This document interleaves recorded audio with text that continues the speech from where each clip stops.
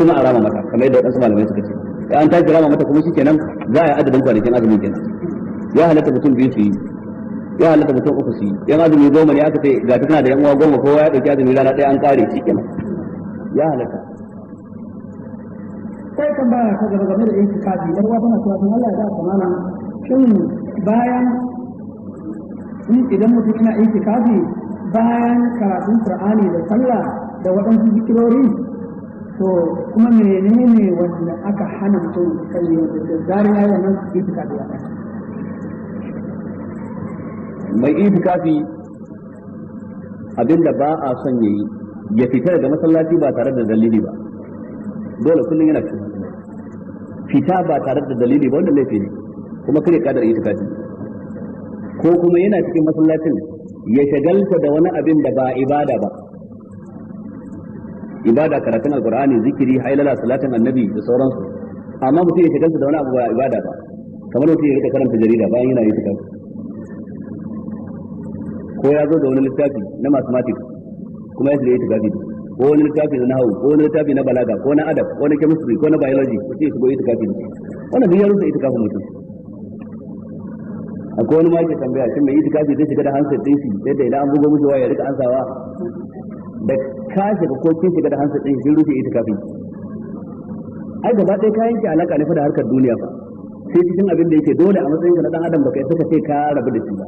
shine abinci da abin sha da ban daki wannan a matsayin ka na dan adam baka yi saka rabu da shi ba shine kadai aka yadda kai amma duk wani abin da yake na duniya ne fa ka riga ka rabu da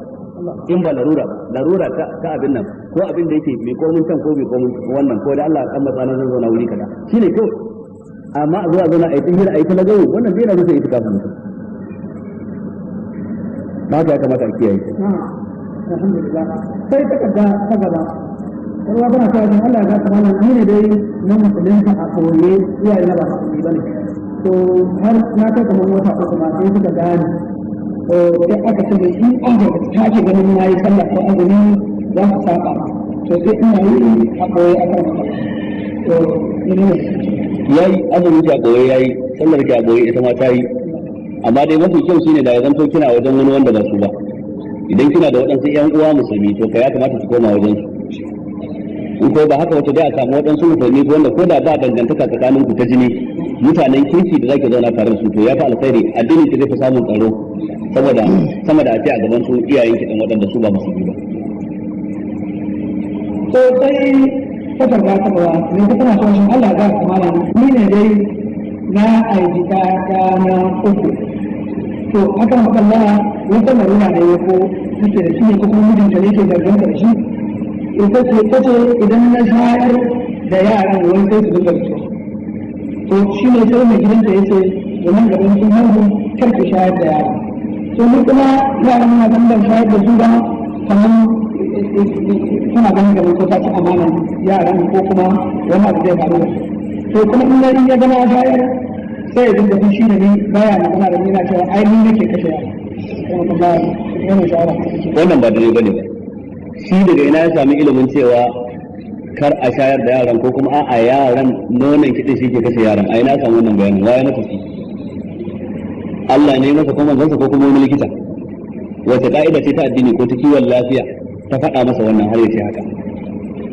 in ba cewa aka yi kina da wata rashin lafiya kuma an je asibiti an gani cewa ruwan da yake fita daga jikin maman kiɗin akwai cuta a jiki wannan bayanin likitoci ne kawai za su iya sa amma da haka babu wani dalili zai ce haka kuma sannan yanzu da miki shayar da kan da sai kuma dai yake mutuwa bayan da kaidar kullu nafsin za'iqatul maut dukkan rai ta yana da mutuwa wannan kuskure ne wannan ba daidai bane ya kamata ku zaunar da shi a nan ku tattauna wannan matsala yadda za ku warware ta amma shi a ina ya samu haka a ina ya samu wannan bayani sai tambaya ta gaba a wata cewa shin Allah ya ga malam ni ce dai ina sallah yadda sifatin salatin nabi sallallahu alaihi wasallam take ina yin wani ko abu kuma har ina zaman jilsatul istira jilsatul istira to aga magana ko yana mana ce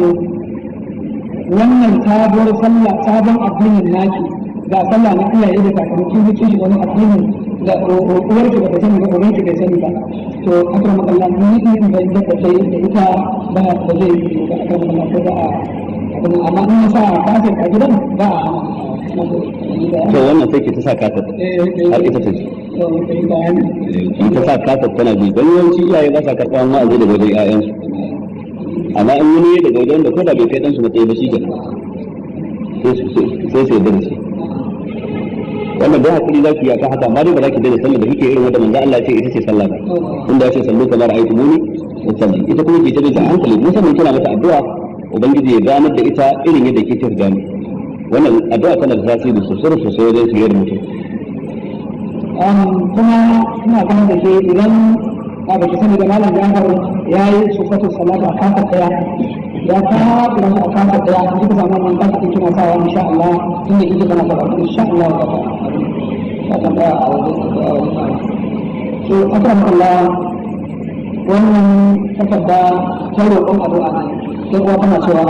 Allah ya ka malam ina so a roƙa min babana a roƙa wa yan uwana su roƙi addu'a wa babana kusan shekara da shekaru ya dade ina shan giya ko da a cikin azumi zai azumi amma kuma Allah zai da kuɗi ba to aka maka Allah ni ma ina mishi addu'a amma in ni mishi faɗa mutu dai to a tun da kamun da addu'a ne ba ya ta ta mutu da addu'a to aka maka Allah ina so a cikin maka mishi da addu'a Allah ya kare barka Allah gane da shi Allah sa gane kuskuren sa Allah ya shirye da shi kuma shirye da mu gaba da sai dan uwa masu da to dukan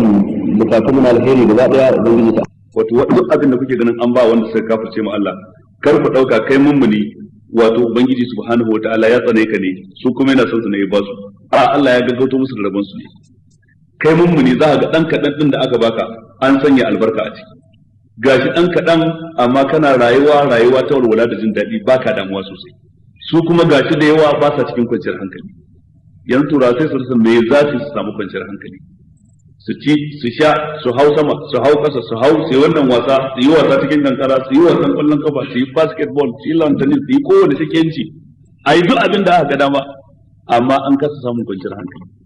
sai ga mutum ya kashe kansa sai ga mutum ya harbe kansa saboda menene asalin ruhinsa ne bai samu abin da zai raya ruhin ba zuciyarsa ce ta zanto a rushe ba ta da gini na imani ba ta da gini na ayoyin alqur'ani da hadisan manzon Allah wanda su ne suke kwantar da hankali su sa bawa ya nasu abinda ake samu na duniya taimakawa kawai yake amma ba shi ke sa bawa ya nasu ba isu da dama za ga baka da kokobo amma ka fi wani mai kudin kwanciyar hankali isu da dama za ki ga baki da mijinki mai karamin karfi ne dan albashi ne da an yi kwana 20 an fara lissafi sai dai da bashi za a samu a karasa amma kina cikin kwanciyar hankalin da matar wani mai arzikin kin fita kwanciyar hankali kin fita jin daɗin rayuwa ba za ki san wannan ba sai hira ta haɗa ku